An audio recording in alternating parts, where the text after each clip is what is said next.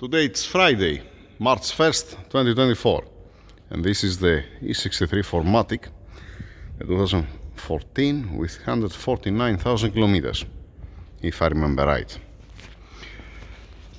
Engines out. I want to see a little bit the boost, actually. Yeah, okay. Alright. Now, like I said, engines out. This is the engine that they replace this engine. They took the previous engine for AB reason, I don't know why, and they put this engine with the old timing chain. Yeah. One advice to whoever go to replace this engine with a used engine, make sure at least that you have the new timing chain.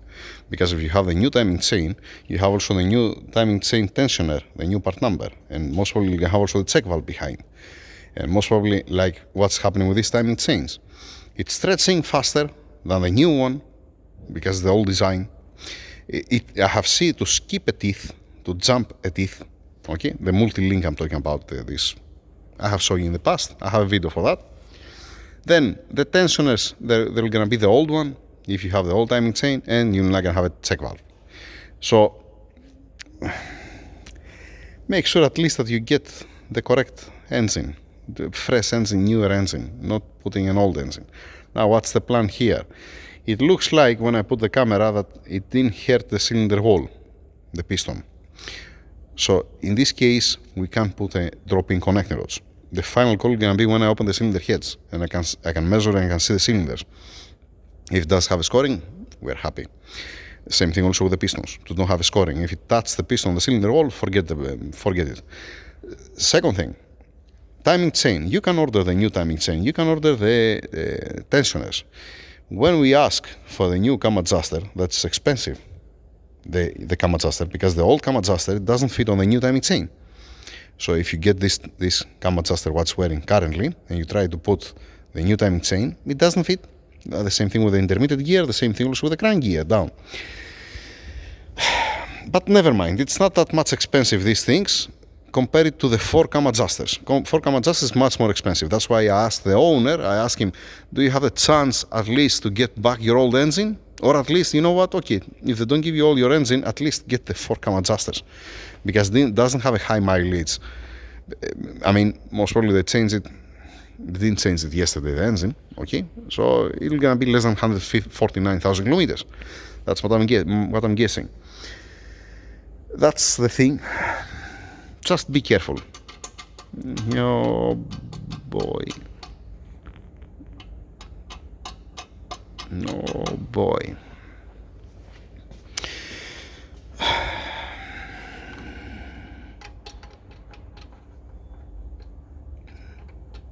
Yeah, lovely. Lovely. You know what's that on it? One friend of mine, he sent me one ad on Instagram with one garage here in Dubai. And they have an ad, they have advertised on Instagram, an M157 engine, that they're changing the timing chain. And they drop down the engine, they remove the cylinder heads, and with what timing chain they're addressing it? With the old timing chain. So you have one chance to put the new upgrade timing chain. You upgrade the tensioners, you put the check valve behind, you upgrade the tensioners, and you use the old timing chain. New, brand new, 0 kilometers, okay, but the old design. Why don't do it right? To don't have any headache. Just saying. It was just my thought. Alright? Now this piece, you can fix it. You can get a measurement, you can close the external, you can close the wastegate. You can remove the weld that has here up, get some measurements to see where it's exactly, so to place it back again in the same position. Machine it inside, get only the housing, separate the cartridge and the cold side of the turbo, okay? Then with the milling machine, that's the milling machine in the box. We are moving out from this place. Next week we should be out of here. So what I was saying, machine it inside to have one nice center hole, push one bush inside, press one bush inside, fix the shaft, put it back in place, and then you're not gonna have all this movement, because always makes this move, so always has a wear uneven. It becomes like an egg. Not only these turbos, all the turbos. In a long terms, that's what's gonna happen. Now, next thing,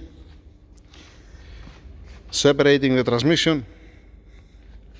Before we separate it from the cross member, lose the damper pulley. It's much more safe. It's much more easy while it's connected on the engine mounts and sits on the cross member. Okay, you put two people holding the engine to don't turn it out. Did anybody touch it before? I can see some lines on the bolt, so I might be lucky. Sometimes there was one engine that just shot with the gun and came out easily. That's why sometimes I'm saying thanks to the guy who didn't torque down the damper pulley, yeah, because it makes my life easier. As soon as it didn't destroy the crankshaft, the front. That's a different story. So, I believe that I'm gonna close this engine on a new place, and I believe most probably that I'm gonna have the milling machine and the lathe machine. I'm gonna set it up, so I'm gonna be able to check the crankshaft, and most probably I'm gonna be able to repair the shaft here that has for the wastegate. I hope it's gonna be nice if the turbocharger is not cracked, because if it has a cracks inside, the cast iron, it's pointless to repair this one, and then because the crack on the cast iron, it's continue, it's not stopping. And like I have mentioned that before, what I've said before, I've said that if you get a brand new turbocharger and you machine it and you upgrade it, you make hybrid turbo, it's much more difficult to crack. Why? Because the turbine wheel and the turbine housing, it has greater diameter, it does have the same back pressure, and it doesn't reach the same temperatures here. It's not glowing that much, like when you have more flow. Even in a stock application or for a tuned application, in both cases, if you put a hybrid turbo and the housing, it's good and it does have any crack, if it's a brand new or not, you're not gonna crack like the stock one. The stock one has much more restriction and it's increasing much more the temperatures. I have mentioned that for the CLS actually, that I have the engine inside the engine room. Okay, yeah. Now, anything else? Something to see here? What's missing? It's missing the stainless steel piece that's securing the nuts. It's not that much important, but it's a good thing to put it, because at the end of the day, it's owner's property. So if you remove it and you don't put it, yeah. Here, what's it? Stuff? Well, I don't know what's that. I have no clue what's that.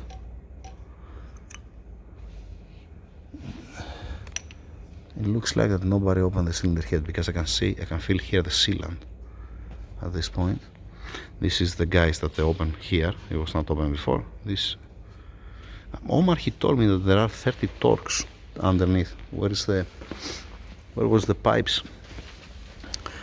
The brackets for the pipes for the transmission, it's supposed to have E bolt like this one, and not 30 torques. He told me that they put the wrong bolts. Yep, nice, lovely. Same story from this side. Yep. Here, I changed the check valve here before. We can keep it. Alright. The coolant temperature sensor, if it doesn't come out one piece, I'm gonna change the coolant temperature sensor. Otherwise, if it comes and it's fine, only the O-ring. It depends how it's gonna look like. After all, it's not a high mileage. Okay, water pump, question mark. The cap here for the thermostat, definitely gonna put a new one. I don't want to gamble to start leaking. Alright, water pump, we're gonna see how it looks like when I open it. Thermostat, most probably, if they didn't change it, it's not gonna come out in one piece. It's gonna stack half inside, the other half is gonna come out, the plastic frame. And the O-ring, the seals from the thermostat, most probably, mark my words, you might find it on the inside of the engine, on the cylinders. We're gonna see. That's the classic. Here what we have, that's the plug for the, well, we see some oil here. Yeah, this goes new, the extension cable. I'm gonna put a new one. Some people, they cancel it they unplugging it. I'm waiting to see the results, gentlemen. I'm waiting to see the results. How it's gonna end up. Honestly, I don't know. I already said that before. Here I see one bolt's missing on the charge pipe, and here I see that this bolt is not even straight. This been like this installed. Yep. Yeah, most probably whoever put this bolt, he was blind because he missed that bolt. Yay. Alright, that's the story. The alternator looks like that they have replaced it. It's missing the plastic cap here. Need to have, it's the same plastic cap, the cover for the positive, like the starter. Starter has a heat shield. Need to open it to have a look on it. Alright. Intake manifold, need to wash it, need to strip it off completely, wash it, inspect it, to be fine. The couplers here, looks a little bit tired. Yeah, it's been separated from the frame. Nothing wrong with that. The restrictor, yes, it's inside. The restrictor, I have mentioned this before, I'm gonna repeat that again. It's important to be here because the restrictor, it's there just to remove the air. That's why it has one small hole, tiny hole inside to remove the air, because whatever coolant passing through this pipe, it's bypassing the cooler's front. The same thing, it's exactly the same thing like this pipe and the pipe that goes to the coolant expansion tank up over there. The coolant expansion tank that goes over there from the radiator to the coolant expansion tank, and from the timing cover there to the coolant expansion tank, whatever coolant passing from here, it's bypassing the radiator. That's why you need the restrictor inside. It's always welcome. You need just only to bleed. It's self-bleeding system. What I mean by that, sorry, excuse me, I have repeated again. As soon as you don't have air inside of the engine, you can even block it. Just only if they block it, you have to bleed it manually, and then all the coolant is gonna come out. So what they did, they put automatic, and they put one restrictor inside. This is for the intercooler, and the other one is gonna be for the radiator. Two cooling systems. I hope that I make myself clear. So that's the status currently. Waiting this. Yep. I'm saying to the guys, don't try to remove these clips, just cut the cable tight, we're gonna put a new one. It makes much more sense, because you might destroy it. We have also the plastic here for the foam. It's missing from all the plugs here. Dang it. It's missing, everything's missing.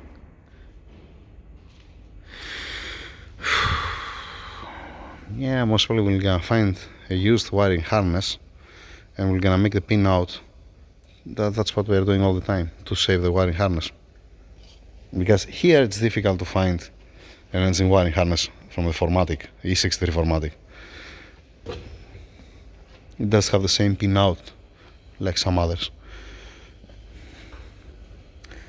Yeah, same story here. On this one it's existing, so you can just put the safe back in place and it's gonna be fine, I guess. Yeah, it's locked, that's okay. So what do we need? We need 5, and also the plug for the also this broken. This will gonna secure, but it's missing the safety. Yeah, some plugs here and there. It's not something new. On the previous garage we had a wiring harness from M156, from M13K, from M13K. Always you need for the ignition coils. Classic ignition coils are coming apart. If you're not careful, even if you're careful, sometimes you don't have a chance. That's it. Next video, when I'm gonna start opening it. Today, transmission out, losing the upper pulley, remove it from the cross member, putting it on the engine stand. I don't know if I'm gonna have a chance to work today on this engine. We're gonna see, we're gonna find out. Right, gentlemen? Yes. All good, sir? Yes, sir. Lovely. Okay, thank you. Over and out. Have a nice weekend for those who's not working on Saturdays. Lucky guys. Hey.